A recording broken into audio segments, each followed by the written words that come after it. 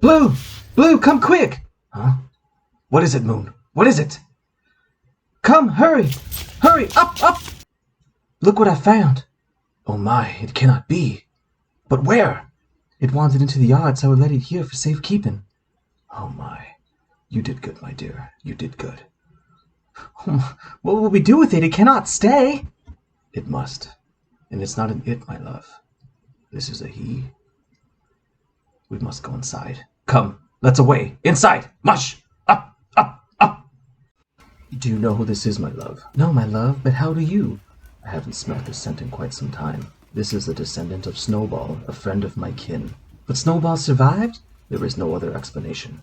We must keep him secret. We shall raise him as our own. From this day forth he will be Hamilton, survivor of the great and powerful Snowball.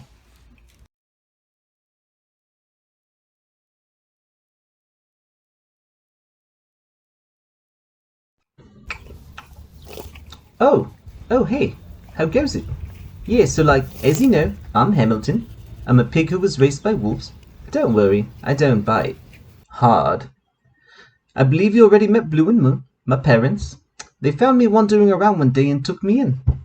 Since that day, we've been like a bit of a squad. Kinda like the Avengers, but way, way cooler. Grass is pretty good, but you know what I love more than grass? Naps with my king. I love naps with the old squaddy squad. Anyhoot, where was I? Oh yes, so I'm a descendant of the late and great Snowball, leader of the free animal world and the rightful heir to the kingdom of Animal Farm. He was a Leon Trotsky type, intelligent, passionate, and eloquent as they come. He cared about the well-being of other animals, unlike this monster, Napoleon. He was a fascist dictator who only cared for his own selfish desires. Definitely not the type to lead the free world. He betrayed my kin with this creepy pork butt whose name I can't recall at the moment. Anyhoot, so Napoleon disagreed with Snowball on so many levels, like the welfare of the animal population, equal rights for all animals, and of course, sharing the wealth. Napoleon didn't like being challenged. He'd prefer if everyone were just mindless sheep. Sheep like grass too. I wonder if I'm a sheep. Nope, I'm a pig. Yep, wait a minute.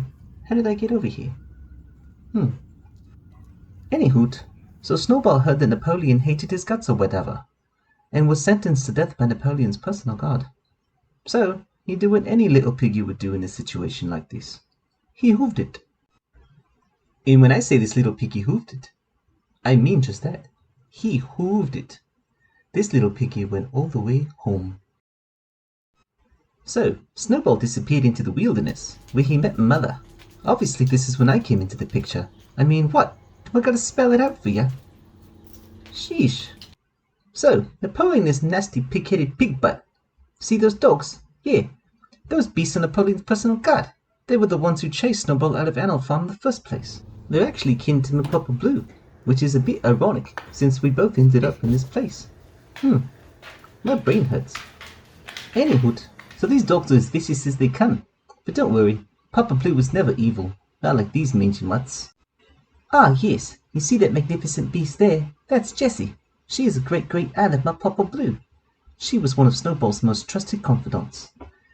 Together, they would have upheld the promises made to Animal Farm, making it a functioning utopia for all creatures on four legs. Unfortunately, the friendship had to end after Snowball's excommunication. So Jessie spent the remainder of her days rebuilding Animal Farm.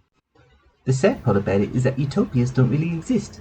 One day you think you live in a perfect society, free of crime, greed, injustice, and war, and then poof, you're barbecue brisket. I wonder what Snowball was like in real life. I wonder if he would have liked my squad. I feel like I'm forgetting something. Oh, yeah, Blue, of course. So, Blue is not your average dog. He was actually trained under the elite and masterful Good Boys squad. They're basically like, the Marines for doggos. Better than the Terminator, in my opinion. They train them to run, jump, swim through obstacle courses, save babies, and even the most dangerous sport of all, whitewater rafting. Unfortunately, it's not all fun and games. They also train them to kill. And Blue was really good in his day. Until he met his match, that is. Blue met Moon while on tour in Afghanistan. The two hit it off right away because they had to go through basic training together. It wasn't Blue's basic training, however. He was an expert. Anyhoot, the two got along famously and were even assigned as partners. They started training day after day after day. Training, and training every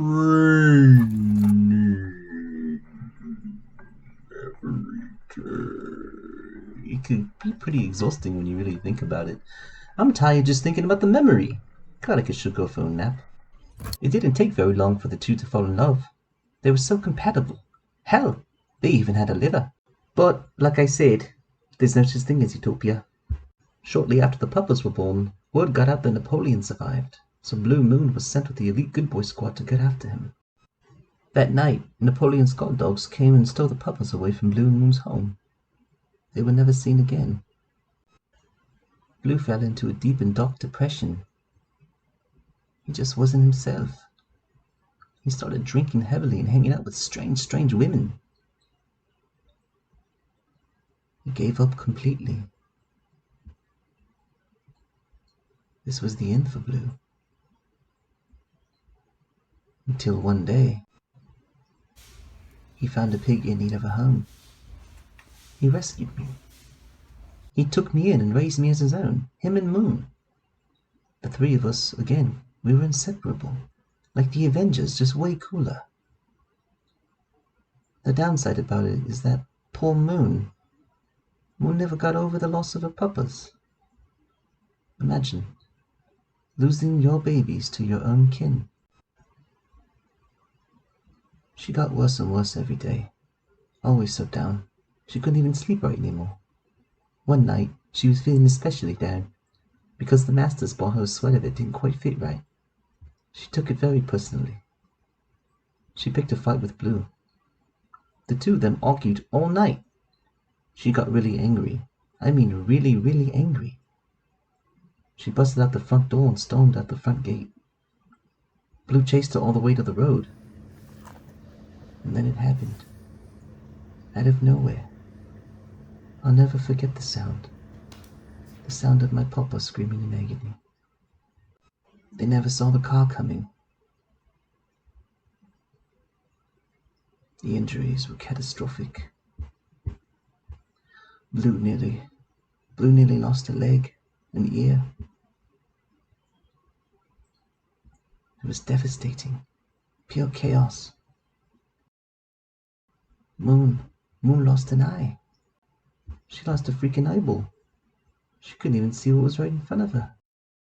The two of them had to spend the next few months in cones for their own protection, so they wouldn't get infection from biting at the wounds. Moon came around eventually. But Blue was taking far too long to recover. The whole ordeal turned my world upside down.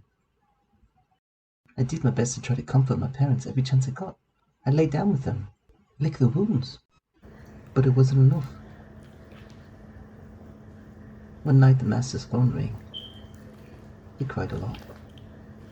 I knew why. We all did. Blue passed away on a sunny day, surrounded by those who knew him best and loved him the most. Sometimes I think about what he's doing up there in the big blue blanket in the sky. Probably chasing squirrels, squirrel ghosts if anything. Running around an endless field of grass and gravel, chasing ducks and trucking the land, like the alpha male that he was. Sometimes I wonder how Master is dealing with losing her best friend. I think about her and the ones that he left behind.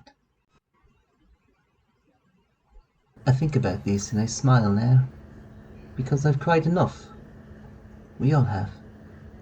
Blue raised me to be a fighter and a defender of those who cannot defend themselves. I am Snowball's descendant, and I will live on through his legacy. But first, I need a nap. I love naps.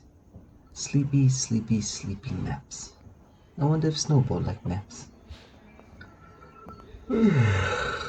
Yummy naps. Good night.